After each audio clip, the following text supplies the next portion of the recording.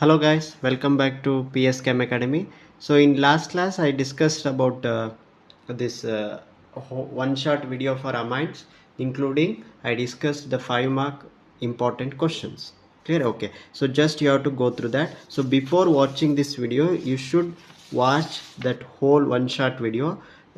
So because if you watch that, so definitely these MCQs will be easy for you. Clear? Okay. Under that the first question is like this: between aryl amines and ammonia, which has the higher pKb value? Aryl amine higher, ammonia is higher, aryl amine is lower, none of these ಅಂತ ಇದೆ. ನಾನು ಏನು ಹೇಳಿದೆ, pKa value is inversely proportional to the basicity ಅಂತ ಹೇಳಿದೆ. ಯಾವುದು more basic ಇರ್ತದೆ ಅದು ಲೆಸ್ pKb ವ್ಯಾಲ್ಯೂ ಇರ್ತದೆ. ಸೊ ಈಗ ನೋಡ್ರಿ, ಅರೈಲ್ ಅಮೈನ್ ಮತ್ತು ಅಮೋನಿಯಾ, ಅರೈಲ್ ಅಮೈನಿಗೆ ಕಂಪೇರ್ ಮಾಡಿದರೆ ಸೊ ಯಾವುದು ಆರ್ಡರ್ ಏನಿದೆ, ಅಲ್ಕೈಲ್ ಅಮೈನ್ ಇದೆ, ಆಮೇಲೆ ಅಮೋನಿಯಾ ಇದೆ, ಆಮೇಲೆ ಅರೈಲ್ ಅಮೈನ್ ಇದೆ. ಅರೈಲ್ ಅಮೈನ್ದು ಲೀಸ್ಟ್ ಬೇಸಿಕ್ ಇರ್ತದೆ. ಲೀಸ್ಟ್ ಬೇಸಿಕ್ ಇದ್ದರೆ pKb ವ್ಯಾಲ್ಯೂ ಏನಿರಬೇಕು, that should be highest.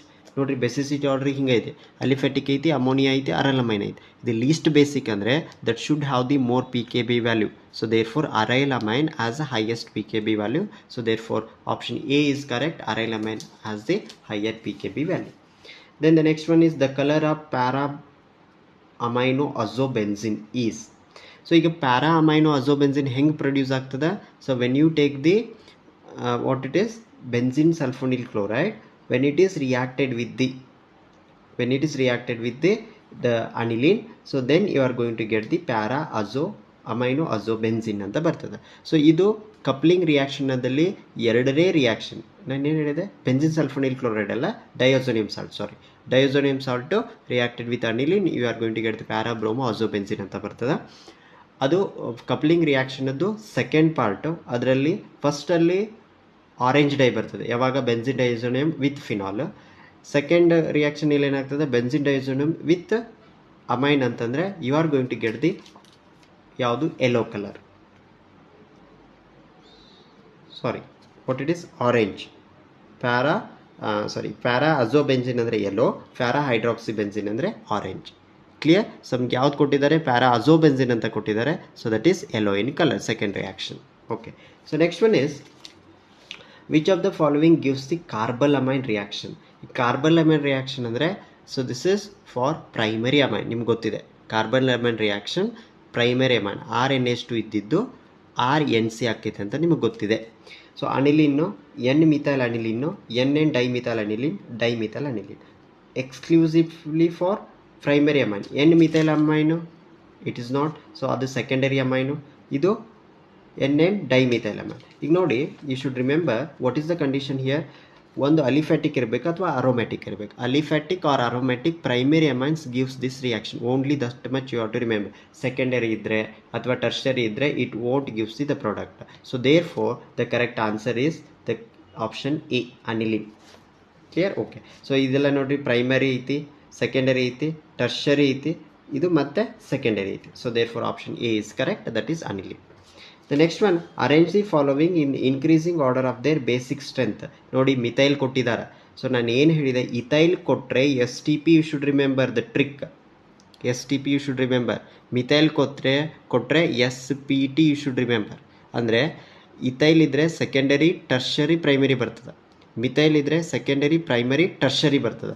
So therefore your answer is ಯಾವುದಂತ ನೋಡ್ರಿ. ಫಸ್ಟ್ ಯಾವುದೈತಿ, secondary, next primary, then tertiary. So therefore your answer is B is the correct. So then we go for the question number C. ನಾನು trick ಬರೆದ್ಬಿಟ್ಟನಿಲ್ಲ, STP ಅಂತ ಅಂದರೆ secondary, tertiary, primary ಅಂತ, you should remember. Okay.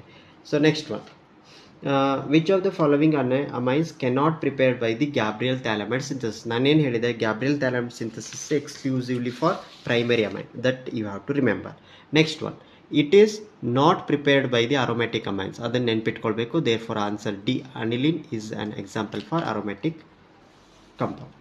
During diazotization, the nitrous acid produced in the reaction mixture by reaction of ಅಂತ ಕೇಳಿದ್ದಾರೆ. ನೋಡಿ, Diazotization with nitrous acid ಅಂದರೆ HNO2 which is in presence of NaNO2 in presence of HCl. ನೋಡಿ reaction ಯಾರು ಓದಿದಿರಿ ನಿಮಗೆ confusion ಆಗ್ಬೋದು NaNO3ನ NaNO2ನ ಅಂತ. So correct answer is NaNO2 plus HCl. Next one, benzene diazonium chloride BDC reacts with aniline in acidic medium at 273 to 278 Kelvin to form coupling reaction compound known as ಏನದು benzene diazonium chloride ಮತ್ತು aniline ಏನು second reaction base aniline is a base which this reaction is carried out in acidic medium. You should remember all those things.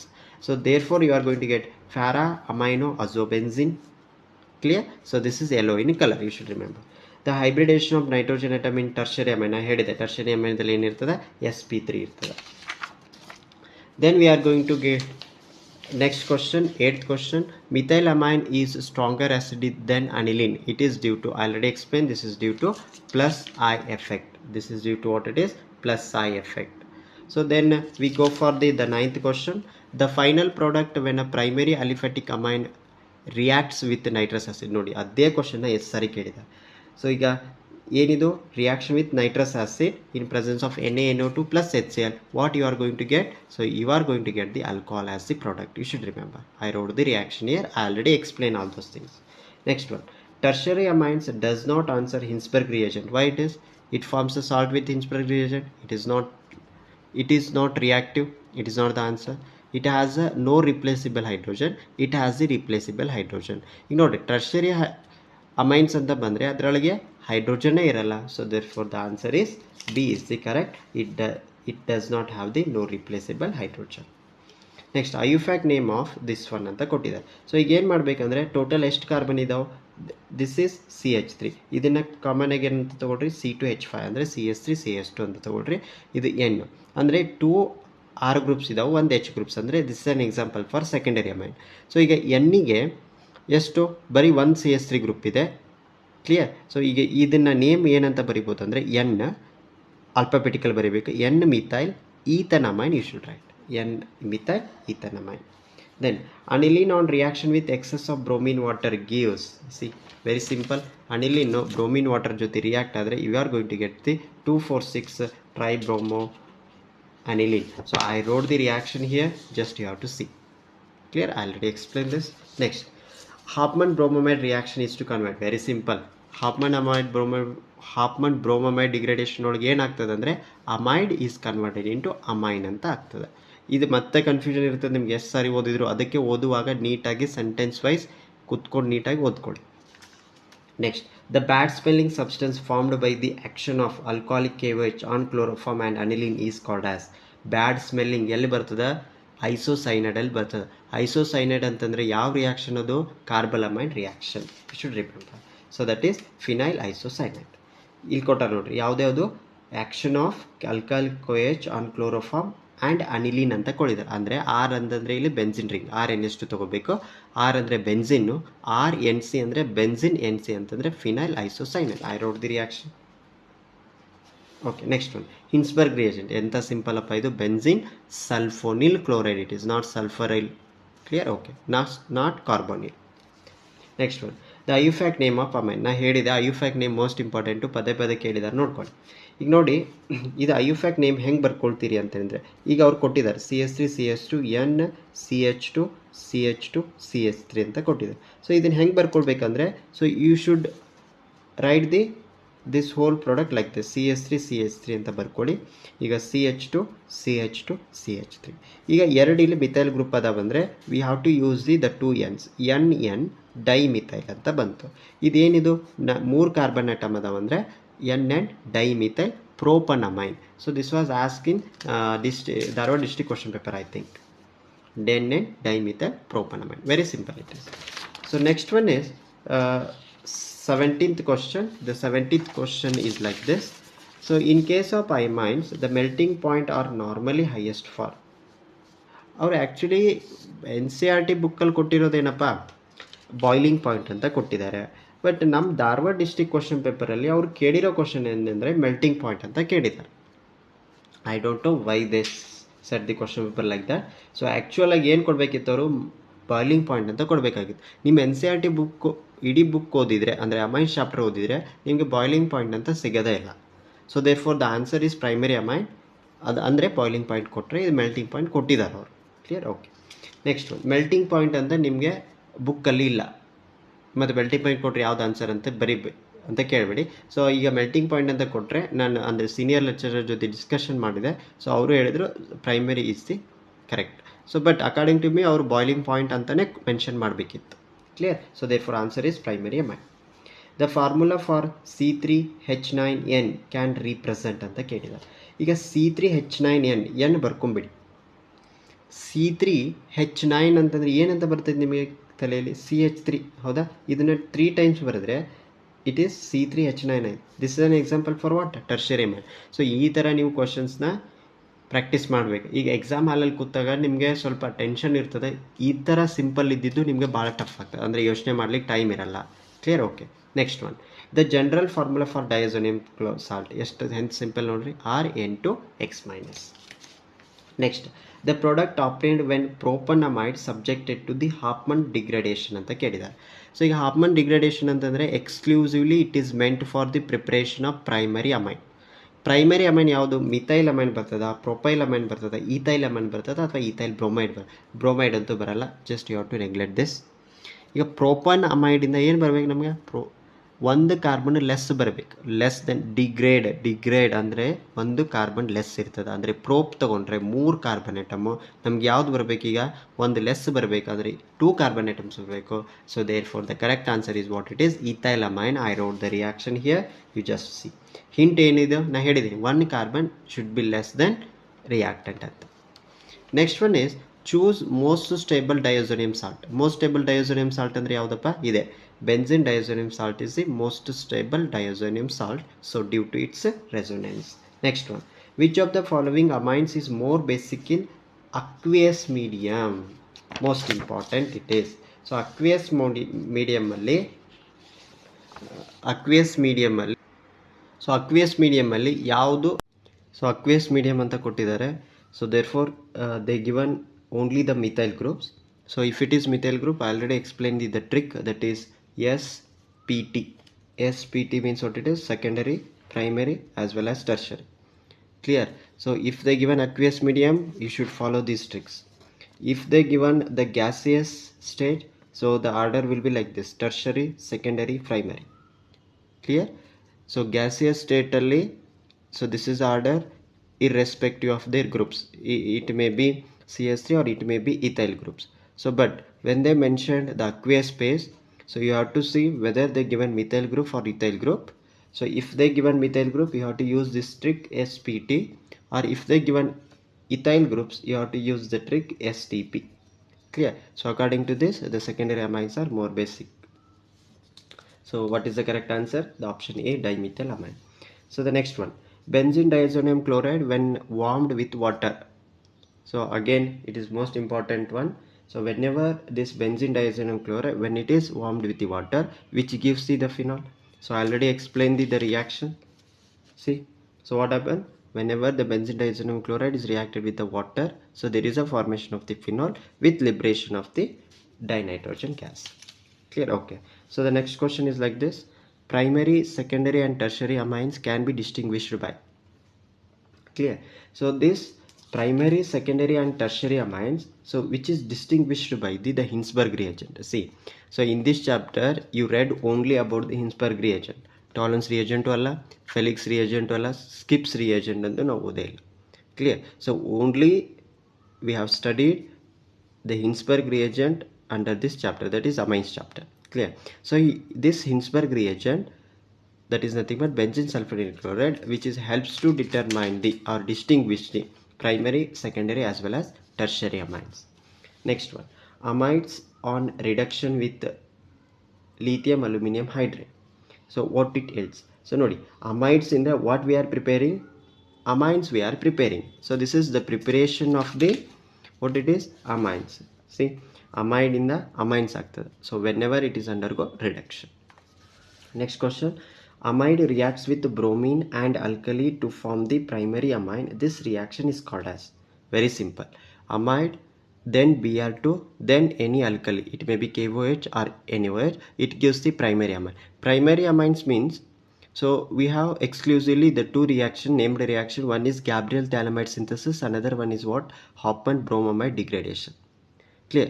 So here the amide is reacted with the bromine and alkali means, so this is called as Hofmann reaction, or they may give Hofmann bromamide degradation reaction. Okay, so the next question is like this: if the product obtained by an amine with Hinsberg reagent is insoluble in NaOH solution, then amine is ಅಂತ ಕೇಳಿದ್ದಾರೆ. So ನೀವೀಗ ಇದನ್ನ concept clear ಇರಬೇಕು. ಏನು concept clear ಇರಬೇಕು? What happen when Hinsberg reagent is reacted with primary amine, secondary amine and tertiary amine. Primary ಅಮೈನಲ್ಲಿ react ಆದಾಗ, so you are going to get the product which is soluble in NaOH due to the presence of H which is attached to the nitrogen, which makes it more acidic. So due to this, what happened? That product is soluble in alkali. So but when you take the secondary amine, so you are going to get the product which is insoluble in the NaOH. Clear? Okay. And the tertiary amines means it won't react with the Hinsberg reagent. Therefore the correct answer is the secondary amine. When it is reacted with the Hinsberg reagent, we are going to get the product. That product is not insoluble in alkali. So therefore option is B. Next question is the reagent used to convert benzene diazonium chloride to benzene. Very simple. Benzene diazonium to benzene agbekandre we are going to use the ROH, that is CS3CH2OH. then we are going to get this benzene. ARH ಅಂತಂದ್ರೆ benzene it is. See, ನಾ ಬರ್ದಿದ್ದೀನಿ ಇಲ್ಲಿ. H2O use ಮಾಡಿದರೆ we are going to get the phenol. When we use the CuCl to HCl ಅಂತಂದರೆ this is Sand-Meyer's reaction, we are going to get the chlorobenzene. So when you use the CuHCl, this is called as Gattermann reaction, we are going to get the chlorobenzene, ArCl it is. Clear? Okay. Next question. N-methylamine is a ನೋಡಿ primary amine, secondary amine, tertiary amine, none of these ನಾ ಹೇಳಿದ್ದೇನೆ. IUPAC nomenclature ಮೇಲ್ಗಡೆ you may get the questions ಅಂತ. Clear? So N-methylamine ಅಂತಂದರೆ, so ನೈಟ್ರೋಜನಿಗೆ ಒಂದು methyl group attach ಆಗಿರಬೇಕು. So that is called as N-methyl ethanamine. So this is an example for secondary amine. So ನೀವು structure ಬರೀಲಿಕ್ಕೆ ಬಂದರೆ definitely you are going to tackle this question. Next, amines are generally ನಿಮ್ಗೆ ಗೊತ್ತಿದೆ, amines which are basic in nature due to the presence of the lone pair of electrons on nitrogen. Then the next question, which is like this, last question, it is benzene diazonium reacts with phenol to form the para hydroxyazobenzene in which medium ಅಂತ ಕೇಳ್ತಿದ್ದಾರೆ.